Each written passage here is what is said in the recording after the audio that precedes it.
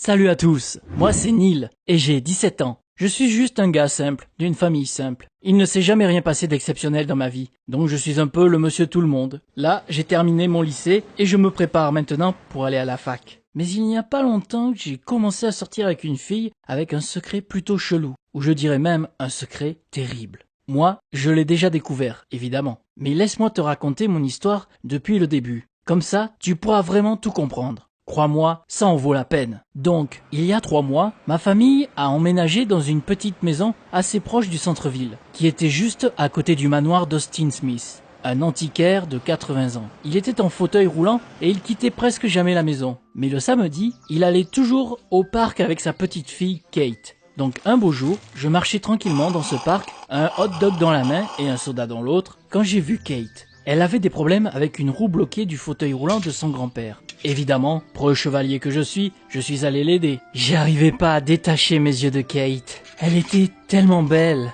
Merci pour ton aide. J'aurais pas réussi moi, me dit Kate. Je lui réponds. T'inquiète, avec plaisir, j'habite juste à côté, donc tu peux me demander de l'aide quand tu veux. Le vieil homme m'a jeté un regard, mais Kate a juste souri et a continué.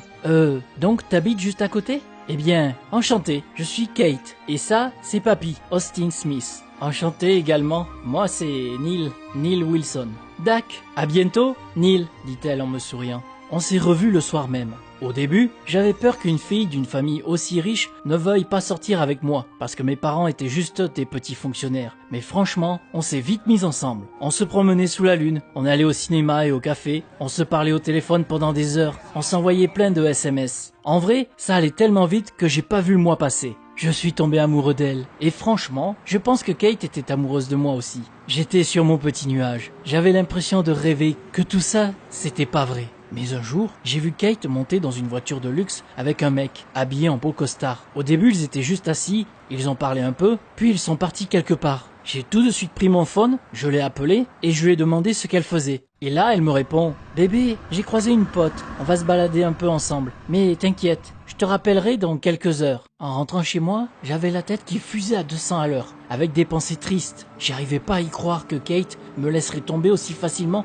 pour un mec riche. Mais bon, je me suis dit qu'il fallait pas que je tire des conclusions comme ça, donc je me suis mis en tête de découvrir ce qu'il se passait. J'ai donc un peu, disons, surveillé Kate dans les jours à venir, pour voir s'il y avait quelque chose qui avait changé chez elle. Ça se trouve, au final, le mec là, c'était juste son cousin. Quelques jours plus tard, j'ai suivi Kate, sans lui dire, bien évidemment. Elle devait aller à la boutique de son grand-père, qui était à quelques rues de là où on habitait.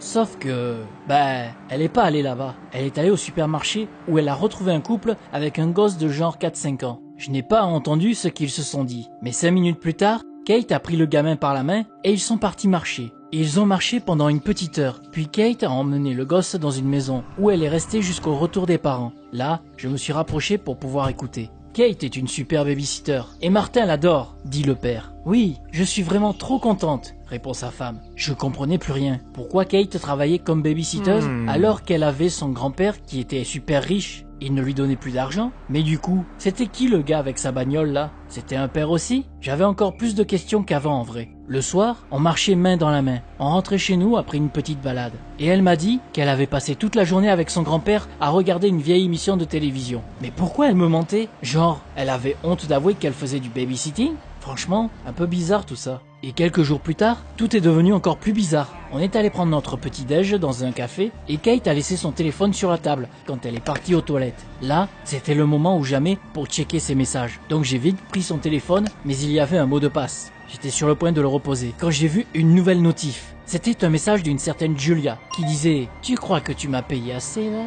Tu me dois bien plus. » Crache le fric ou je dis tout au vieux. J'ai reposé le téléphone. Heureusement parce que Kate est revenue juste après. J'ai fait genre que j'ai regardé les pigeons à l'extérieur et que j'avais pas du tout vu le message qu'elle avait reçu. Mais quand Kate a pris son téléphone, j'ai vu que la fameuse Julia commençait à l'énerver. 3 jours plus tard, j'ai encore suivi Kate et je l'ai vue rencontrer Julia, je suppose, qui avait à peu près notre âge. Elles se sont retrouvées à une grande fontaine, donc j'avais un peu de mal à entendre ce qu'elle disait.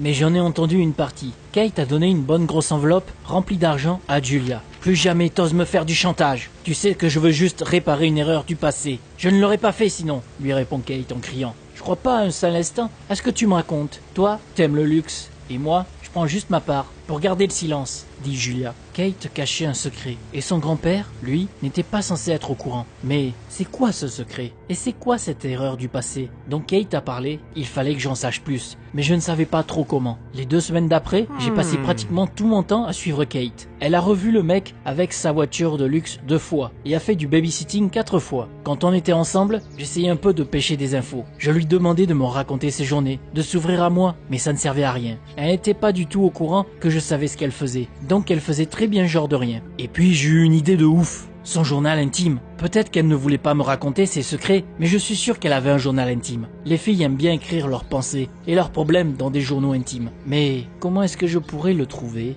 Bon j'avais qu'une option. Il fallait que j'entre dans la chambre de Kate. J'ai acheté quelques vieilles broutilles sur internet qui en soi n'avaient aucune valeur, mais qui paraissaient intéressantes visuellement. Ensuite, j'ai attendu que Kate parte du manoir, et à ce moment-là, je suis allé rendre une petite visite à son grand-père. Il m'a laissé rentrer, vu qu'on était voisins, parce qu'il voulait mieux voir les trucs que j'avais ramenés. Pendant qu'il les examinait, je lui ai demandé si je pouvais jeter un coup d'œil à la chambre de Kate. Franchement, je m'attendais plutôt à un bon gros non, mais il m'a laissé faire. Une fois dans sa chambre, j'ai vite regardé partout là où une fille pourrait cacher son journal intime. Et bingo, je l'ai trouvé sous le lit. En le ramassant, je sentais que j'étais à 2 doigts de tout comprendre. J'ai commencé à lire la première page pour ne rien rater, mais je n'ai même pas eu le temps de passer à la 2e page avant d'entendre la voix de Kate. Oh non, elle n'était pas censée rentrer aussi vite. Ma première pensée, c'était de lui prendre son journal intime, mais après j'ai eu une meilleure idée. J'ai sorti mon téléphone, allumé la caméra, puis j'ai vite feuilleté tout le journal intime. Je commençais à entendre les craquements des escaliers et les pas de Kate. Elle était à 2 doigts de rentrer, mais je ne pouvais pas juste m'arrêter là. J'ai remis le journal à sa place, juste une seconde avant qu'elle rentre dans sa chambre. J'étais trempé à cause du stress, mais j'ai fait genre de rien. Elle était surprise de me voir dans sa chambre, mais bon, elle ne se doutait de rien. Son grand-père m'a acheté mes bidules, et 10 minutes plus tard, j'étais chez moi, sur mon ordi, en essayant de lire ce que j'avais réussi à filmer. Je mettais la vidéo sur pause, je lisais, je remettais sur play, et comme ça, j'ai vite appris l'histoire de ma copine Kate, dont le nom était en fait Amelia. Petit à petit, je commençais à tout comprendre. En fait,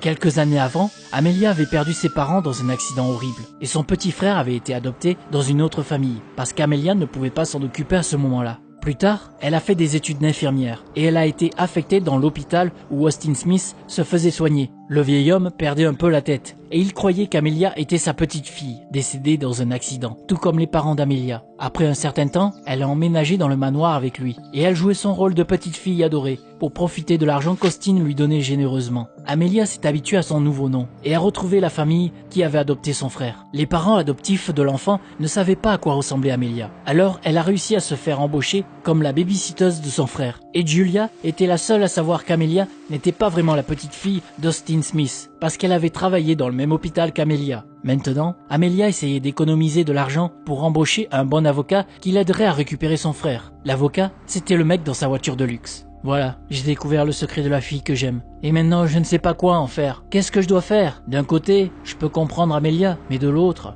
je lui en veux de m'avoir menti tout ce temps-là. Ou alors je devrais pas. Et peut-être que je suis trop dur avec elle. Elle a quand même perdu sa famille. Sauf qu'en même temps, elle profite aussi d'un pauvre petit vieux qui lui aussi a subi une tragédie. J'ai besoin de tes conseils. Qu'est-ce que je dois faire avec ce secret? Comment est-ce que je devrais traiter Amelia? Dis-moi ce que tu penses dans les commentaires. Et n'oublie pas de t'abonner à la chaîne. Après tout, toi aussi tu viens de regarder le journal intime pour trouver les secrets de quelqu'un.